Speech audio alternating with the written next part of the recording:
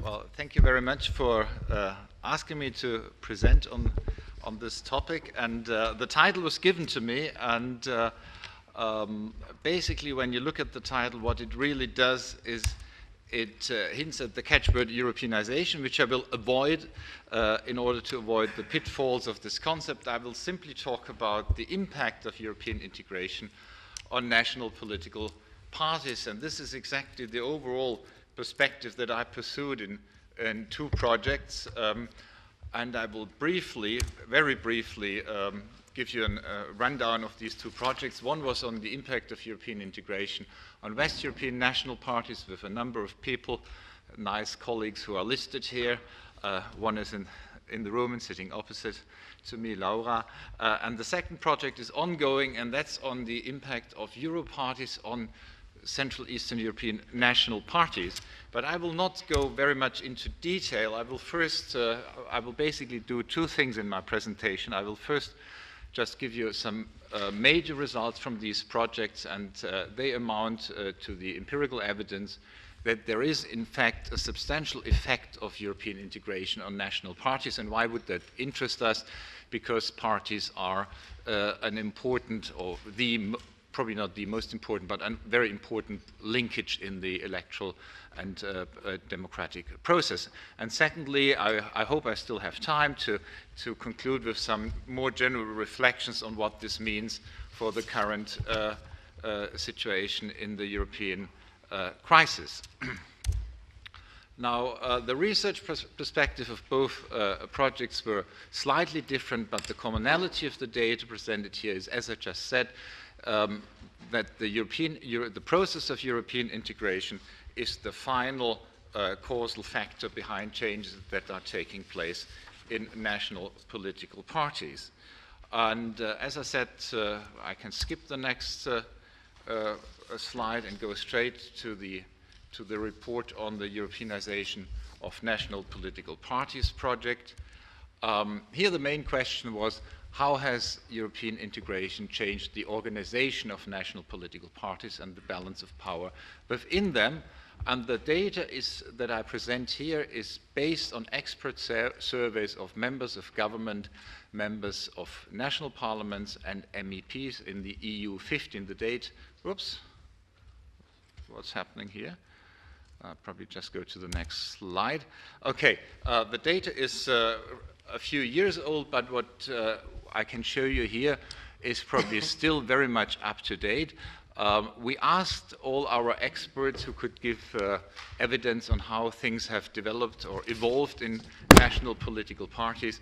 We asked them whether, and that's very much in line with the idea of delegation and accountability, how much more prior instruction and how much more ex-post explanation party political actors had to go through, be exposed to when they were acting on in European decision-making arenas. And I just want you to focus on the red figures, where you see that both in the European Council and the Council of Ministers, we see that over time there is more prior instruction, there's more ex-post explanation, and then the really interesting thing is that there's also more discretion. We get a similar picture when we look at the party political accountability of MPs and members of the European Parliament. Again, the same questions with a retrospective question, and we find more attempts to impose accountability, but also a growth in discretion. And significantly, the figure for MEPs is much higher.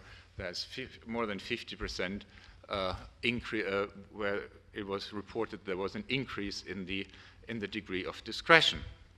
So what is the conclusion of that first project? European integration undermines party political accountability, and attempts to improve accountability, to rein in on those who act on the European level, seem to have had relatively little effect. So that's the first study that I want to talk about. The second study is called Euro Parties Heading East. That's a bit more specific, but at the end of the day, what we do is we look at the effect of EU enlargement on what happened in Central Eastern European parties. And that's a project that's ongoing. which is situated at the Mannheim Center for European Social Research.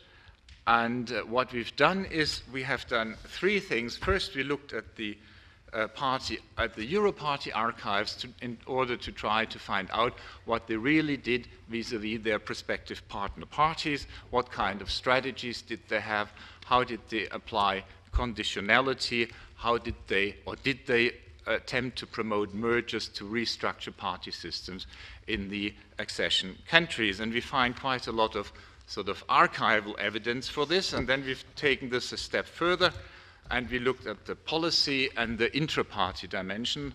I will first show you just one slide on the policy dimension. Basically, we used the party manifesto data and compared the sort of the average Western European policy orientation within the party family to how the partner parties in Central Eastern European countries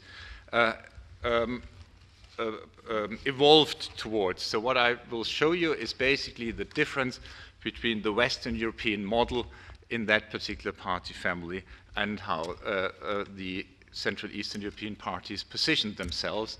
Again, I can skip this. I've already said the basic question was, how do Euro parties exert influence, and what are the results of Euro party influence on Central Eastern European parties?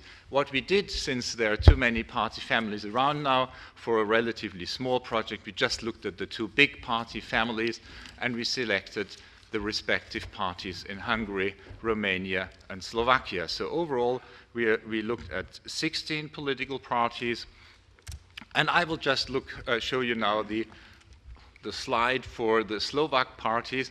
And basically, the way you have to read this is, as the lines of the individual partner parties move towards the zero line, the distance gets reduced, and we see that around the date of accession, they are very close to the mainstream West European ideological model, in inverted commas. Now, the second question was, how does, so basically what we can say here, that ideologically they have we see a West Europeanization, and we see that this is most pronounced at the time or at the date of accession. The second question we asked ourselves is, how did this work out with intra-party democracy? Because, of course, there was an expectation that these prospective partner parties would apply the Western European or the basics of the Western European model of intra-party democracy, and we developed a tool to content analyze party statutes. And I show you now a graph which basically on a quantitative measure shows you the degree of intra-party democracy in these parties. And here I have chosen the Romanian example. And again, we see that it's not very spectacular, but we see a clear drift towards a higher level of intra-party democracy as we move towards EU accession. Now, I'm probably running too fast because I was a bit worried about time. How much have I left? But you have almost 10 minutes. 10 minutes, okay, that's good. So let me start with the summary.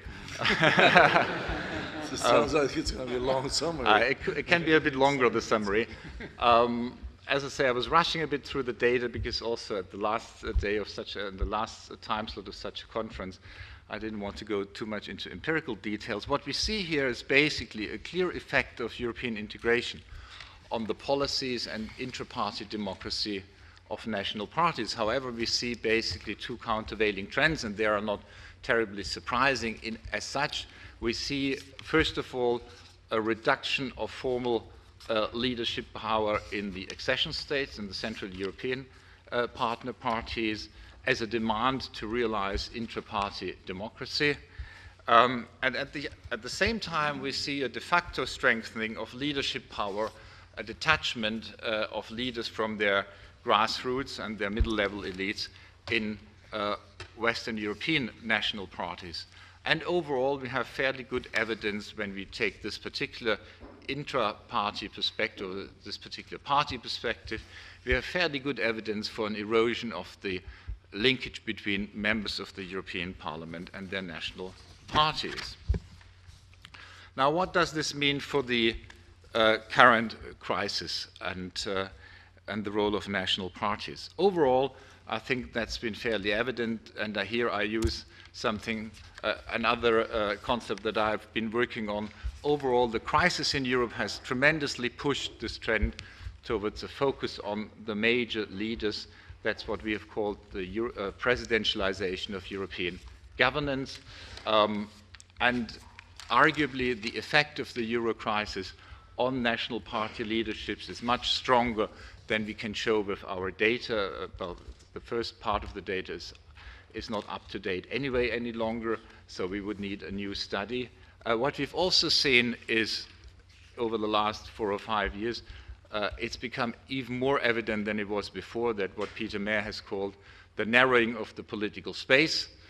We could argue that the reincarnation of Tina is now called Angela, and that's something that's a style of communication that is applied both within my country and sort of towards all the European partner nations.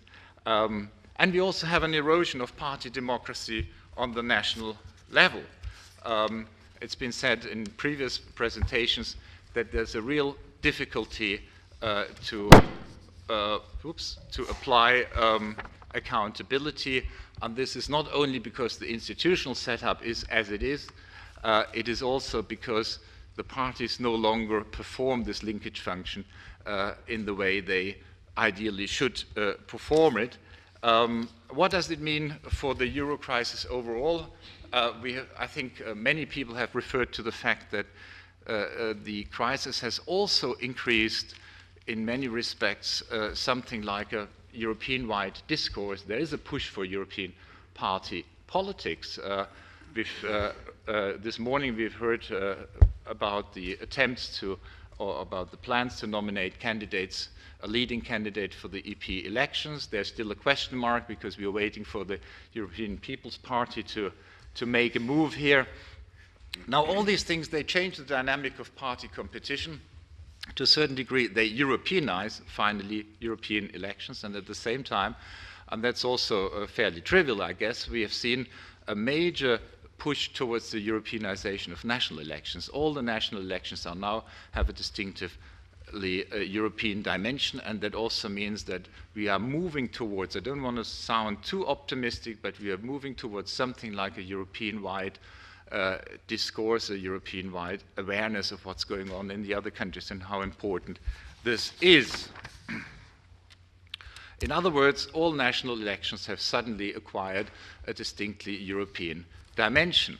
And parties are also beginning to play, in many respects, the multi-level game in both ways. We've had fairly strong indications that the German Social Democrats were asked and backed by the Southern European partner parties to actually enter into a grand coalition in order to rein in on the austerity policies by the German Christian Democrats. Now we see that all this is moving in one direction. However, and that's the big question that I leave for the discussion, it is very uncertain whether the outcome of this game will be particularly pro-European, and that brings me back to presentations at the beginning of this conference, and the catchword here is populism. Thank you.